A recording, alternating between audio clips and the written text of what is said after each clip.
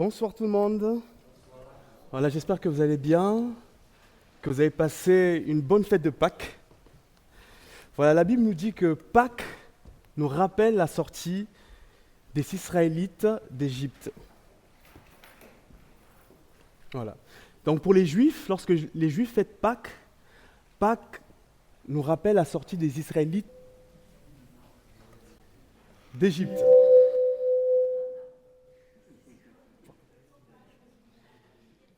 Et pour les chrétiens, voilà, merci Seigneur, Pâques nous rappelle la mort et la résurrection de Jésus-Christ. Jésus-Christ a été crucifié sur la croix, mais 3 jours plus tard, il est ressuscité. Et aujourd'hui encore, il est ressuscité, il est assis à la droite de Dieu le Père et il règne. Donc une grâce de pouvoir partager cette bonne nouvelle, la bonne nouvelle du royaume des cieux. Est-ce que vous savez qu'il y a une bonne nouvelle pour chacun d'entre nous aujourd'hui? Et cette bonne nouvelle, c'est que Jésus-Christ, le Fils de Dieu, est venu sur terre. Ou je peux dire différemment, Dieu a envoyé son Fils Jésus-Christ sur la terre en la personne de Jésus-Christ, le Messie, le Sauveur du monde. Et la Bible dit, au commencement était la parole était avec Dieu, la parole était Dieu. Et cette parole est venue sur terre, habiter parmi nous, non pas parmi les Marseillais et les Aixois, mais parmi les Juifs. Et cette parole qui est Jésus-Christ a vécu. Jésus est bien vivant, Jésus est venu sur terre à l'an 0. Il a commencé son ministère à l'an 30 à peu près, et il a été crucifié à l'an 33. Et lorsqu'on voit Jésus-Christ, on peut voir son caractère, son comportement. Son caractère, son comportement nous révèle qui est notre Dieu, qui est Dieu le Père. C'est Philippe, dans Jean chapitre 14, verset 8, qui dira à Jésus-Christ, « Seigneur, montre-nous le Père, et cela nous suffit. » Peut-être qu'il en avait un petit peu marre de voir Jésus, et qu'il voulait un peu plus. « Montre-nous maintenant le Père. » Et Jésus lui dit, « Il y a si longtemps que je suis avec vous, et tu ne m'as pas connu, Philippe. Celui qui m'a vu a vu le Père. » Comment peux-tu dire « Montre-nous le Père » ? Pour découvrir qui est Dieu, nous avons besoin d'ouvrir les évangiles et apprendre à connaître Jésus-Christ. Lorsqu'on apprend à connaître Jésus-Christ, on apprend à connaître le Père. Peut-être que tu as une image biaisée de Dieu, peut-être que tu as entendu beaucoup de choses sur Dieu. Mais aujourd'hui, je t'invite à découvrir au travers de ce passage qui est réellement Jésus-Christ. Tout l'amour qu'il a, la patience qu'il avait. Le titre de mon message est le suivant, l'impressionnant témoignage de Christ. Donc on est sur la croix et nous allons découvrir comment Jésus-Christ, au travers de son témoignage, a impacté la vie de ceux qui étaient près de lui sur la croix. Béni soit Dieu, le Père de notre Seigneur Jésus-Christ, le Père des miséricordes, le Dieu de toute consolation. Au travers de ce petit verset, nous pouvons voir le pardon de Dieu, ce pardon qui va au-delà de ce que nous pensons, de ce que nous imaginons. Dieu est celui qui pardonne. Je ne sais pas ce que tu as fait, je ne connais pas ton parcours, mais n'oublie pas que Dieu est celui qui pardonne. Il te pardonne pour te donner une vie nouvelle, une direction nouvelle. Il te pardonne pour transformer ta vie, pour te donner un avenir avec beaucoup d'espérance, beaucoup d'espoir.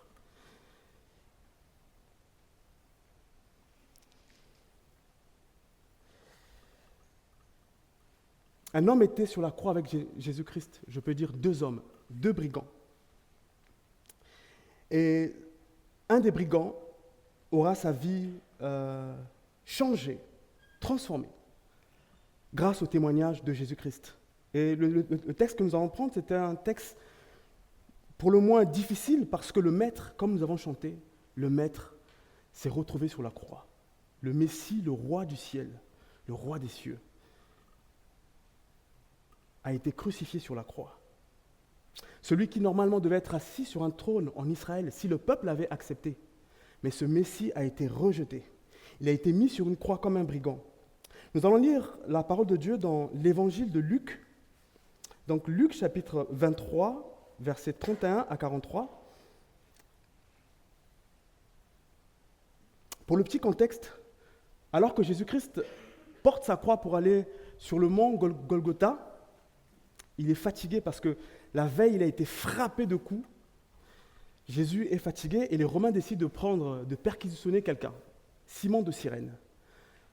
Simon de Cyrène qui était dans les champs, les Romains lui disent « Simon, prends la croix de Jésus-Christ et avance ».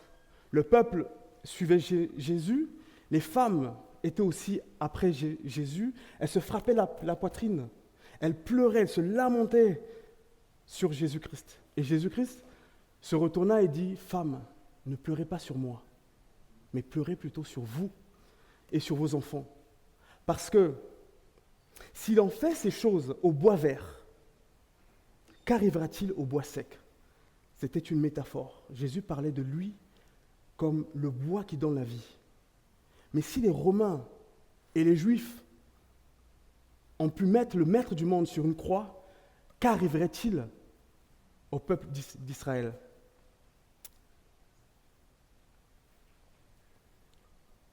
Luc chapitre 23, versets 31 à 43. Donc ça, c'est Jésus qui répond aux femmes. « Car s'il en fait ces choses au bois vert, qu'arrivera-t-il au bois sec ?» On conduisit en même temps 2 malfaiteurs qui devaient être mis à mort avec Jésus-Christ. Donc c'est les 2 brigands. Lorsqu'ils furent arrivés au lieu appelé Crâne, donc Golgotha en hébreu, ils le crucifièrent là, ainsi que les 2 malfaiteurs, l'un à droite et l'autre à gauche. Jésus dit, « Père, pardonne-leur, car ils ne savent pas ce qu'ils font. » Ils se partagèrent ses vêtements en tirant au sort. Donc ça sont les soldats qui étaient au pied de la croix. Le peuple se tenait là et regardait. Les magistrats se moquaient de Jésus-Christ, disant, « Il a sauvé les autres, qu'il se sauve lui-même s'il est le Christ, l'élu de Dieu. » Les soldats aussi se moquaient de lui, s'approchant en lui présentant du vinaigre. Ils disaient, « Si tu es le roi des Juifs, sauve-toi toi-même. » Il y avait au-dessus de Jésus-Christ cette inscription, « Celui-ci est le roi des Juifs. » L'un des malfaiteurs crucifiés l'injuriait, disant, « N'es-tu pas le Christ ? Sauve-toi toi-même et sauve-nous. » Mais l'autre le reprenait en disant, « Ne crains-tu pas Dieu ? Toi qui subis la même condamnation, pour nous c'est justice, car nous recevons ce qu'ont mérité nos crimes. Mais celui-ci n'a rien fait. » Et il dit à Jésus, « Souviens-toi de moi quand tu viendras dans ton règne. » Jésus lui répondit, « Je te le dis en vérité, aujourd'hui tu seras avec moi dans le paradis. » Merci Seigneur pour sa parole. Merci Seigneur parce que la parole de Dieu nous donne de l'espoir. Ce brigand qui était sur la croix, qui n'avait peut-être plus d'espoir, Jésus va lui donner une parole d'espoir. Aujourd'hui même, tu seras avec moi dans le paradis. Donc nous sommes à peu près vers l'an 33, Israël est sous domination romaine depuis des siècles. Et les Juifs attendaient un Messie, quelqu'un qui allait les sauver. Mais ils avaient peut-être une fausse interprétation de la Bible. Ils attendaient un Messie qui allait les débarrasser des Romains. Mais lorsque Jésus-Christ est venu sur terre et qu'il a commencé à prêcher, vers la fin de son ministère, il a commencé à parler d'un royaume, mais un royaume céleste, un royaume qui vient du ciel. Et cela n'a pas fait l'unanimité au sein du peuple. Les Juifs l'ont rejeté. Et Jésus-Christ a été condamné à la crucifixion. Et sur cette croix, Jésus-Christ accepte la sentence de crucifixion. Il a pris sur lui le fardeau de tous nos péchés, nos fautes, afin de sauver l'humanité de la malédiction qui pesait sur elle. Parce que la Bible dit, tous ont péché et sont privés de la gloire de Dieu. Devant Dieu, tous les hommes sont pécheurs. Il n'y a qu'une seule façon pour être sauvé, c'est de croire en Jésus-Christ, de croire qu'il est le Messie, de croire qu'il est l'envoyé de Dieu. Et c'est la mission principale de Jésus-Christ. Jésus-Christ est venu pour cette mission, pour sauver l'humanité du péché, en mourant à la place des hommes et en payant le prix à la place des hommes. Et donc Jésus voulait sauver, il voulait sauver jusqu'au bout, hein, même à la dernière minute. Et aujourd'hui encore, c'est le but de Jésus-Christ. Jésus-Christ veut te sauver. Si tu ne le connais pas, si tu ne l'as pas encore rencontré, peut-être que tu ne savais pas que tu avais besoin d'être sauvé. Mais la Bible nous dit que tout homme est pécheur. Et Jésus-Christ, le Fils de Dieu, est venu pour te sauver, pour te donner de l'espérance. Le verset 32, au verset 33, en conduisant en même temps 2 malfaiteurs qui devaient être mis à mort avec Jésus-Christ. Et lorsqu'ils furent arrivés au lieu appelé Crâne, dans Golgotha, ils le crucifièrent là, ainsi que les 2 malfaiteurs, l'un à droite et l'autre à gauche. Et donc c'est important dans ce texte, on voit que Jésus-Christ n'est pas crucifié seul. Il y a 2 brigands, l'un à gauche et l'autre à droite. Ce faisant, Jésus a le devoir de démontrer jusqu'aux dernières minutes de sa vie qu'il est réellement le Fils de Dieu, qu'il est l'envoyé, qu'il est le Messie, afin qu'au travers de son témoignage, qu'il puisse impacter les autres. Et afin qu'au travers de son témoignage, les cœurs puissent être touchés, même à la dernière minute. Le Seigneur désire qu'une seule chose, c'est que, au travers de sa parole, que ton cœur soit touché. Au travers des chants, peut-être que les chants vous ont déjà parlé, au travers de la prière, au travers du don spirituel qu'on a pu entendre, au travers de la prédication de la parole, le Seigneur désire qu'une seule chose, il désire te sauver. Alors que Jésus-Christ est sur la croix, son témoignage devait être exemplaire. Jésus-Christ. Je ne sais pas si vous vous rappelez de cette image, bon, je ne l'ai pas affichée. Lorsque Jésus-Christ est sur la croix, sur certaines images, on présente 3 croix. Et ces 3 croix, c'est comme une image de notre humanité. Une humanité où le Christ se retrouve entre 2 pécheurs, l'un à sa droite et l'autre à sa gauche. Ça n'a rien à voir avec nos partis politiques en France. Et Jésus-Christ, donc sur cette croix, il est condamné. Condamné à cause de notre péché. Il est venu mourir pour toi, il est venu mourir pour moi. Il est venu mourir pour celui qui est sur ta droite, il est venu mourir pour celui qui est sur ta gauche. Et on voit que la croix de Jésus-Christ est placée là au centre, à courte distance entre les 2 brigands. Ces 2 brigands avaient la possibilité d'être sauvés parce qu'ils étaient près de Jésus. Et en ayant cette croix au milieu, Jésus pouvait parler à celui qui était à droite et à celui qui était à gauche. Et vice-versa. Les brigands pouvaient parler à Jésus-Christ. Cela montre que Jésus-Christ est accessible. Dieu est accessible aux hommes. Peut-être que tu te dis, Dieu ne m'écoute pas. Il ne m'entend pas. Mais Jésus-Christ est accessible. Et ces 2 brigands ont pu parler à Jésus-Christ. Si tu parles à Jésus-Christ, il te répondra. Si tu souffres, tu peux parler à Jésus-Christ. Si au travail, ça se passe mal, tu peux parler à Jésus-Christ. Si tu ne le connais pas, tu peux t'adresser simplement, comme un enfant, et dire, Seigneur, viens dans ma vie. Seigneur, je t'ouvre mon cœur. Je veux faire cette expérience avec toi. Jésus se retrouve sur la croix parce que le peuple n'a pas accepté qu'il venait du ciel. Le peuple n'a pas accepté que Dieu a envoyé son Fils. Comment savoir que Jésus-Christ était le Fils de Dieu? Les disciples savaient qui était Jésus, parce que les disciples ont passé du temps avec lui. Au travers du comportement, ils savaient. Jésus n'avait jamais péché. Mais le peuple qui ne connaissait pas trop Jésus-Christ pouvait voir les miracles. Jésus-Christ faisait des miracles. Et il n'y a qu'une seule personne qui était capable de faire les miracles, c'est le Messie. Le Messie parce qu'il a été oint, il a reçu l'Esprit de Dieu, d'où le nom Messie. Messie qui signifie oint, celui qui a l'Esprit de Dieu et qui est capable de tout. Jésus dira, tout pouvoir m'a été donné sur le ciel comme sur la terre. Il a le pouvoir sur tout. Rien ne lui est impossible. Il est capable de tout. Malgré cela, malgré le fait que Jésus-Christ faisait des miracles, malgré qu'il a ressuscité des morts, les Juifs et les Romains ont fermé les yeux. Ils ont fermé leurs yeux, ils ont fermé leur cœur. Pourquoi les Juifs et les Romains ont fermé leurs yeux? Qu'est-ce qui s'est passé? Une des raisons les plus vraisemblables, c'est qu'il y a un intérêt. Les sacrificateurs, les Sadducéens, étaient généralement nommés par Rome. Ils travaillaient dans le temple.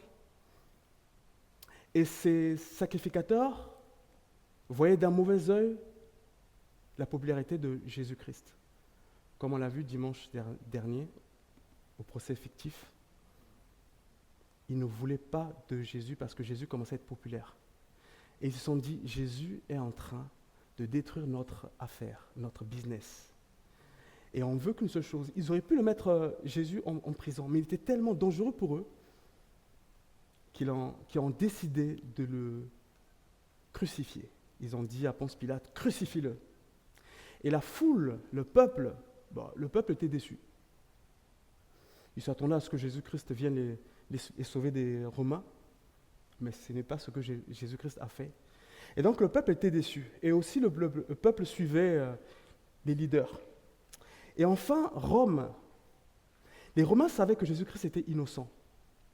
Dans Luc chapitre 23, versets 3 à 5, lorsque Jésus-Christ avait été auditionné par Ponce Pilate, qui était gouverneur romain, donc Pilate savait que Jésus-Christ était innocent, mais cela lui arrangeait. Luc 23, versets 3 à 5, Pilate l'interrogea en ces termes, « Es-tu le roi des Juifs ?» Jésus lui répondit, « Tu le dis. » Pilate dit aux principaux sacrificateurs et à la foule, « Je ne trouve rien de coupable en cet homme. » Mais ils insistèrent. Ils soulèvent la foule. C'était une fausse accusation. Ils soulèvent la foule, de la Galilée d'où il vient jusqu'en Judée.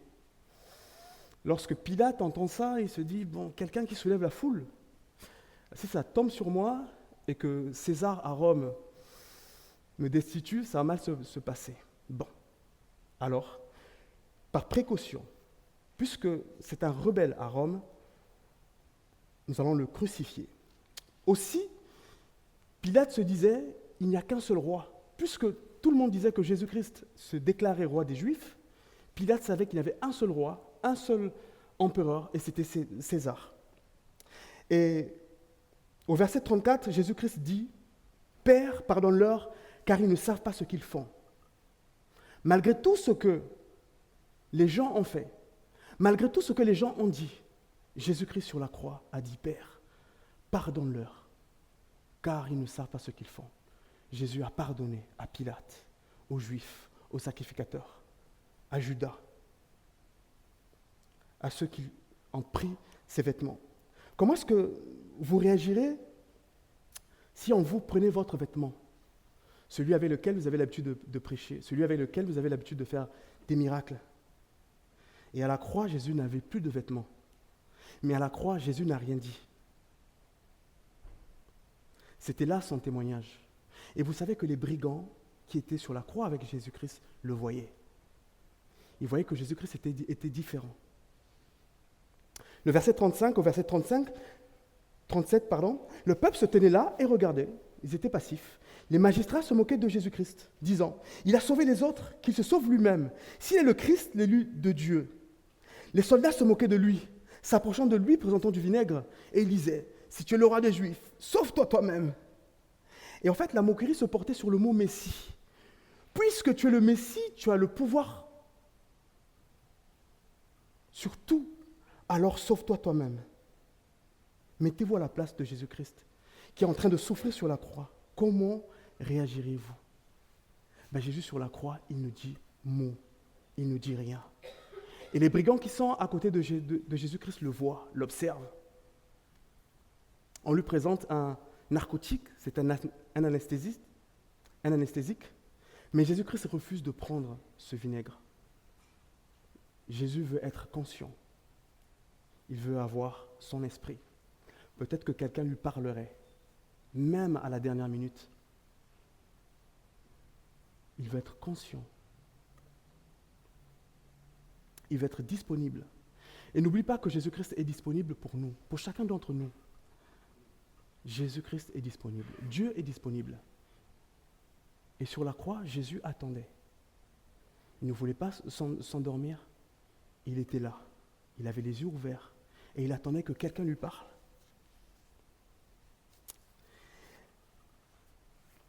Les Juifs et les Romains se moquaient de qui? Ils se moquaient de quelqu'un qui était innocent. Quelqu'un qui avait fait du bien aux gens, quelqu'un qui avait sauvé des gens, quelqu'un qui avait guéri des malades. Il avait guéri des paralytiques. Il avait ressuscité des morts. Il avait nourri des foules. Il avait multiplié des pains. Nourri. Jésus est un homme bon. Il a chassé des démons. Mais la bonne nouvelle dans tout cela, c'est que Jésus-Christ n'a pas rétorqué aux moqueries. Et là, c'était un témoignage. Les brigands sur la croix le voyaient. N'est-ce pas là un sauveur merveilleux que nous avons? Un sauveur qui est bon, un sauveur qui est différent. Un sauveur qui est différent des leaders de ce monde. Dans ce monde, les leaders aiment bien parler. On a parfois des leaders terribles, très terribles. On a parfois des dictateurs. Mais le Seigneur, c'est un bon sauveur. C'est un bon berger. Il est bon. Il est humble. Il est calme. Il est doux. Il attend. Il est patient. Je t'encourage à t'approcher de notre Seigneur. Je t'encourage à le découvrir. À le découvrir, à savoir qui est vraiment Jésus-Christ et ce qu'il peut faire dans ta vie. Au-dessus de la tête de Jésus-Christ, il y avait une inscription. Roi des Juifs. En fait, c'était Ponce Pilate qui avait écrit roi des Juifs.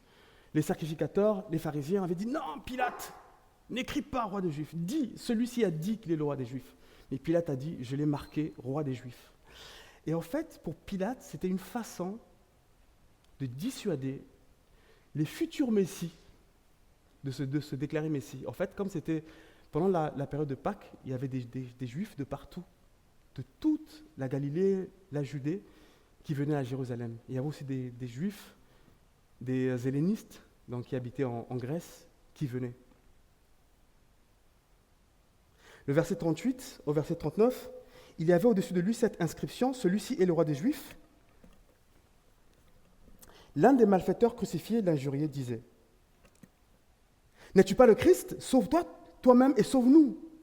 Et lorsqu'on regarde dans Matthieu chapitre 27, verset 44, la Bible dit que ce sont les deux brigands crucifiés avec lui, donc avec Jésus, qui l'insultaient de la même manière. Les brigands qui étaient là insultaient Jésus comme les magistrats, comme les soldats. En réalité, les deux brigands souffraient sur la croix. La moquerie était une façon pour eux d'interpeller Christ, une façon pour eux de demander de l'aide. Et la croix, en réalité, la croix, c'est un instrument de torture. Et les deux brigands attendaient une seule chose, que Jésus-Christ descende de la croix et que Jésus-Christ vienne les sauver. Mais il ne se passait rien. Jésus-Christ ne bougeait pas de sa croix. Et on remarque et on voit que les brigands ne s'adressaient pas à Jésus-Christ de la bonne manière. Et c'est intéressant de voir que lorsqu'on souffre, humainement, quand on souffre, on a tendance à s'en prendre à Dieu. On a tendance à prendre au leader que le Seigneur met en place. Et les brigands étaient en train de s'en prendre au leader du royaume spirituel. Et parfois dans le monde, on dit, mais si Dieu existe, pourquoi y a-t-il tant de souffrance? Certains disent de la bonne manière et d'autres de la mauvaise manière. Peut-être que tu attends quelque chose de la part de Dieu, mais tu ne sais pas comment demander. Le deuxième brigand nous apprend comment faire. Et en fait, entre midi et 15 heures, les trois condamnés sont crucifiés. Et au bout de quelques heures, le deuxième brigand se rend compte de quelque chose. Il se rend compte que la personne qu'ils sont en train d'insulter, accuser, est innocent. Peut-être que ce brigand se dit, mais peut-être que cette personne est réellement le Messie. Nous allons lire ce passage de la Bible, Ésaïe chapitre 53, versets 3 à 7. Il est un petit peu long, mais il est très intéressant. Cette parole qui est dans l'Ancien Testament dit méprisé, donc Jésus-Christ, donc il parle du Messie, qui est méprisé, abandonné des hommes, homme de douleur, et habitué à la souffrance, semblable à celui dont on détourne le visage. Nous l'avons dédaigné, nous n'avons fait de lui aucun cas.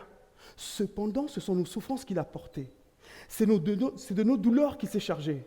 Et nous l'avons considéré comme puni, frappé de Dieu, humilié.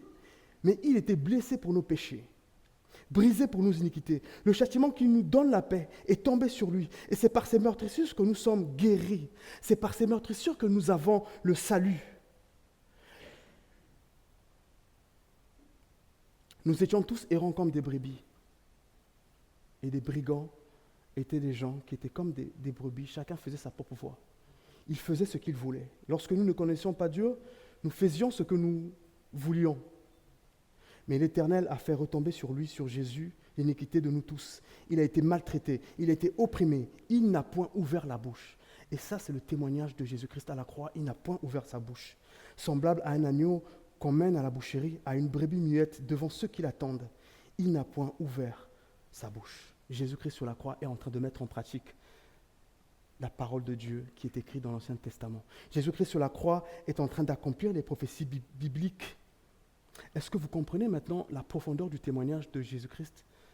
Ce témoignage qui est impactant, ce témoignage qui est bouleversant. Jésus-Christ a fait tout cela pour vous et pour moi. Il a tout donné sur la croix.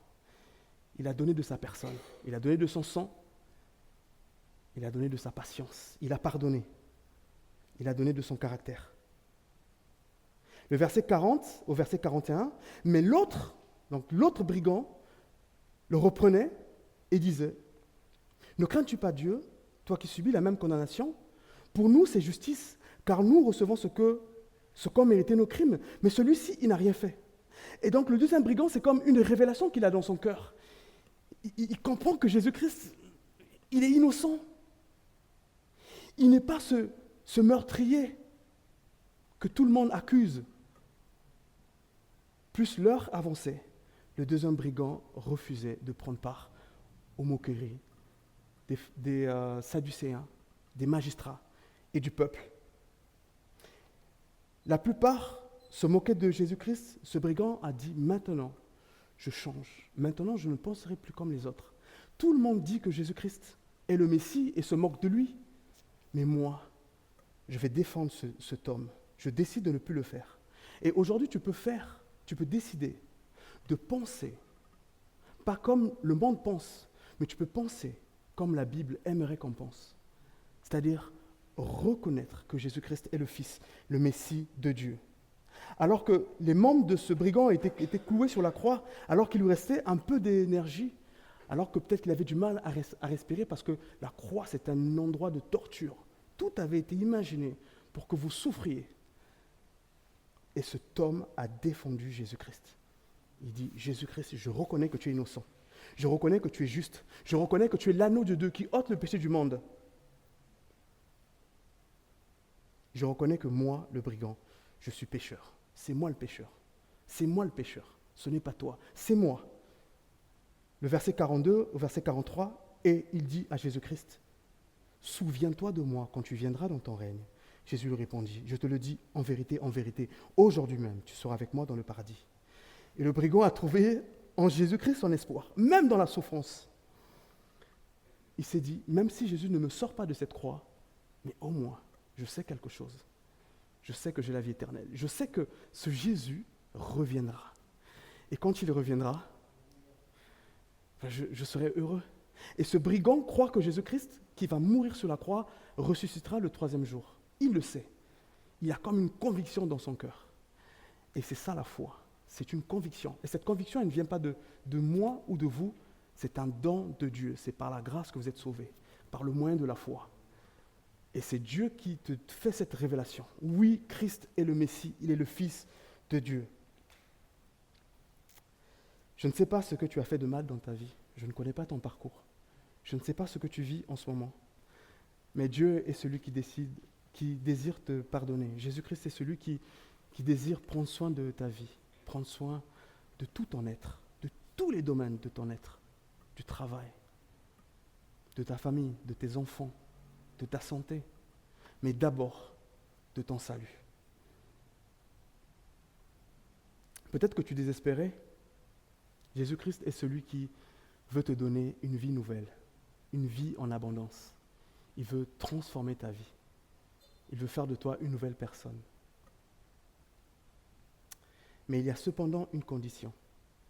À l'image du deuxième brigand, qui s'est adressé à Jésus-Christ en le reconnaissant comme sauveur et en le reconnaissant comme Messie, et en se reconnaissant soi-même comme pécheur. Tant que nous ne reconnaissons pas que nous sommes pécheurs, nous n'aurons peut-être pas part à cette grâce que le Seigneur nous fait.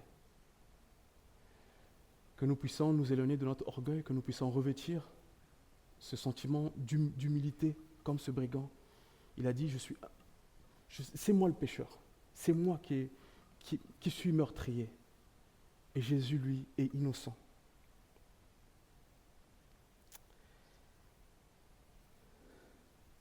Peut-être que le brigand avait fait des cauchemars la veille. Il s'est dit, oh, demain je vais être sur la croix, ça va être terrible, ça va être dur. Il s'est imaginé le pire des scénarios, mais il ne savait pas que ce jour-là, il allait croiser, il allait rencontrer le Messie, le Sauveur, le Roi du monde. Et peut-être que tu es arrivé ici par hasard, avec tes problèmes, avec ta croix. Mais le Seigneur est celui qui t'aime, qui te connaît. Et il est là, il veut te rencontrer, il veut te toucher ton cœur. Il veut que tes yeux de ton cœur puissent s'ouvrir. Finalement, on se rend compte que la vie éternelle est simple. Bon, simple en tout cas. Pour ce brigand, il n'a rien fait. Il a juste dit, Seigneur, souviens-toi de moi. Et ce jour-là, il est allé au paradis. Il n'est pas venu aux réunions du mardi, il n'est pas venu à la jeunesse, il n'a pas pris son baptême, il n'a pas pris la Sainte Seine. Simplement, il a dit, Seigneur, ne m'oublie pas quand tu reviendras. Il avait vraiment cru cet homme. Il ne s'est pas fait baptiser non plus. Et on voit que Jésus-Christ, sur la croix, il est resté éveillé. Il aurait pu prendre le vinaigre. Bon, ce n'est pas le même vinaigre que nous connaissons. Ce n'est pas celui avec lequel on fait des salades. Mais celui-là, il était plutôt amer. Il permettait aux condamnés de ne pas souffrir, de ressentir beaucoup moins la souffrance et de dormir un peu plus vite. Mais Jésus voulait rester éveillé pour que peut-être quelqu'un allait lui parler. Et c'est ce que ce brigand a fait. Il s'est adressé à Jésus-Christ et Jésus lui a répondu. Voilà, merci Seigneur pour son amour, merci pour sa grâce. Amen. Merci.